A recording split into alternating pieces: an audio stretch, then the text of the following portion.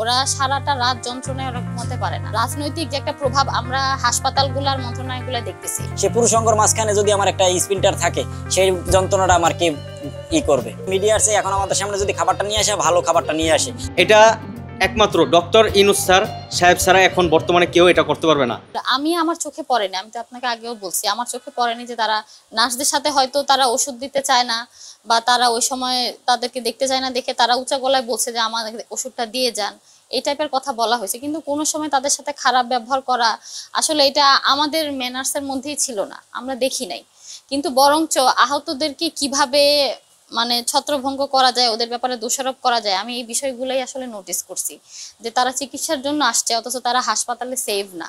তারা নার্সরা কিভাবে সেভ না সেটা আমি দেখি নাই, কারণ যেখানে তারা আমাদের আহতরা সম্পূর্ণ তারা চিকিৎসার জন্যই আসে। আপনি কয়েকজন আহতদের সাথে কথা বললেন, দেখলেন যে ওদের 2 চোখে গুলি, ওরা সারাটা রাত যন্ত্রণায় ওরা ঘুমাতে পারে না। আমি তো নিজে আমার এলাকার দায়িত্বেও আছি, আমি কিন্তু মিরপুর জোনে আমি আহতদের দেখাশোনা করি, আমি সেখানেও ওদের বাসায় যাই, সেখানেও দেখি তাদের অবস্থা করুন, কিন্তু তাদেরকে কেউ খোঁজ খবর নিতেছে না।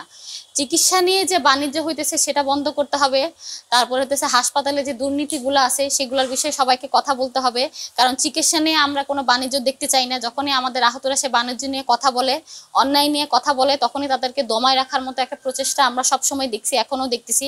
আর রাজনৈতিক যে একটা প্রভাব আমরা হাসপাতালগুলোর মন্ত্রণালয়গুলো দেখতেছি, এইগুলোর বিরুদ্ধে আমি চাই এখন যদি স্টেপ না নেওয়া হয় আর কখনোই আর স্টেপ নেওয়া সম্ভব না। অবশ্যই এটা উদ্দেশ্যপ্রণীতভাবেই হইতেছে, এটাই আর তদন্ত করার জন্য আমি প্রধান উপদেষ্টা বলেন বা তাদের সহকারীকে আমি বিনীতভাবে অনুরোধ করব যে যারা নাকি আন্দোলনে আহত হয়েছে, যারা দেশের জন্য করছে, আজকে তাদের উপরে কেন অপবাদ দেওয়া হইতেছে এবং সেই বিষয়ে কেন তারা মুখ খুলতেছেন না, কথা বলতেছেন না। একসময় যখন আপনারা আসছেন মিডিয়া আসছে, এখন আমাদের সামনে যদি খাবারটা নিয়ে আসে, ভালো খাবারটা নিয়ে আসে, যখন আপনারা চলে যাবেন তখন আমাদের জন্য খারাপ খাবারটা নিয়ে আসা হয়। 15-16 জনের খাবার কখনোই দেওয়া হয় না। লিস্ট করে এখান থেকে লিস্ট করে কয়জন আছে, 6 জন আছে, 6 জনের খাবার এখান থেকে লিস্ট করে 6 জনের খাবার দিয়ে গেছে।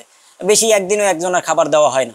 না, আমরা কেসিগেট বা এরকম চাপানো থাকে, কখনো কখনো লাগানো থাকে না। এরকমের লাগানো আপনারা আজকে লাগানো পাইছেন?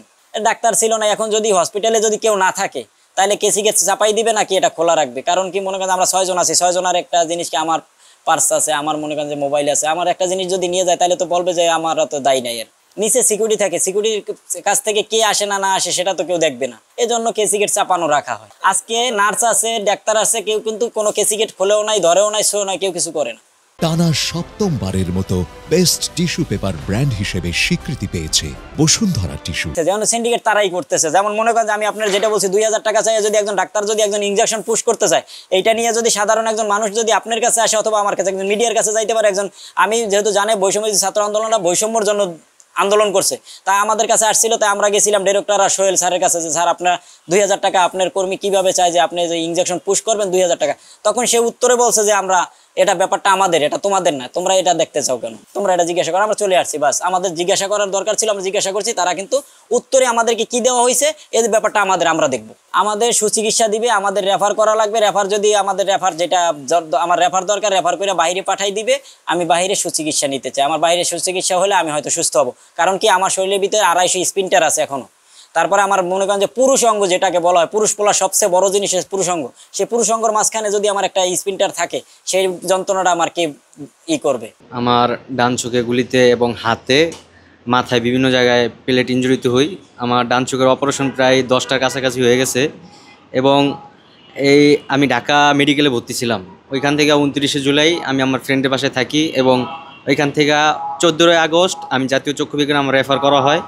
ওইখানে রেফার করার পরে তখন দেখি বিভিন্ন অনেক লোক ছিল, তখন অনেক ভিড় ছিল, তো তখন জায়গা পাই না। 29শে আগস্ট তখন ভর্তি সাথে আসার সাথেই আমাকে ভর্তি করে দেয়। তখন থেকে আমি ভর্তি এখানে। প্রথম যখন অপারেশনটা হয়, অপারেশনটা এখানে একটা ভুল অপারেশন হয়েছিল, ওইটা হওয়ার পরে এটা আবার রিকভারি করাইছে। এই মিনিমাম আপনার মাঝখানে সিঙ্গাপুর পাঠানো হয়েছিল, কিন্তু সিঙ্গাপুর পাঠানোর সময় আপনার ওই একই অবস্থা, এখান থেকে মিনিস্টারি এবং ওইখান থেকে মিনিস্টারি তাদের কোনো একটা শিক্ষার মাধ্যমে দেওয়া হয়েছে, চিকিৎসা এখানে যা ওইখানে তাই, এটাই বলছে সিঙ্গাপুরের ডাক্তার, যতটুকু আমি বুঝলাম।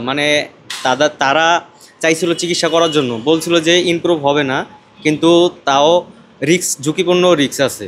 তারপরে তারা সাথেই আমাকে ওইখান থেকে পাঠায় দেয়, বাংলাদেশে পাঠায় দেয়। বাংলাদেশে আমি আইসা পড়ি, আসার সাথেই মনে করেন আপনার এখানে জাতীয় চক্ষু বিজ্ঞানে আবার ভর্তি হওয়ার সাথে এখানে থাকার কালীনে এখানে প্রায় আমার 9টা থেকে 10টা অপারেশন হয়ে গেছে অলরেডি, এবং অনেকজনেরই অনেক অপারেশন হয়ে গেছে। আগে যতটুকু দেখতাম এতটুকু আর দেখতে পারি না, কিন্তু আমাদের এখানে থাকতে থাকতে ডাক্তাররা এখন আমাদের উপরে কীরকম জানি একটা হয়ে গেছে গা, মানে বলতে পারি না তারা জানি কীরকম হয়ে গেছে গা। আমরা যদি এখান মেডিকেল থেকে চলে যাই, যারা অঙ্গাঙ্গি হারাইছে, যারা আগে কাজ করতো, যে কাজ করতো সেরা তারা বললাম এই কাজটা করতে পারবে না, তাদের একটা যে কাজ করতে পারবে সেই কাজটা তাদের বুঝাই দেওয়া হোক, এটাও কলাম বলা হয়েছিল। আপনারা মিডিয়া অনেকজন শুনছিলেন যে এটাও কলাম পুনর্বাসনের কথা আরও আগের থেকে চলছিল, কিন্তু এখনও পুনর্বাসনে নিশ্চিত করে না, আমাদের ভাতাও নিশ্চিত করে নাই। আমাদের উন্নত ট্রিটমেন্ট এবং আমাদের পুনর্বাসন এবং আমাদের জুলাই সনদপত্র, এটা একমাত্র ডক্টর ইউনূস স্যার সাহেব ছাড়া এখন বর্তমানে কেউ এটা করতে পারবে না। এখন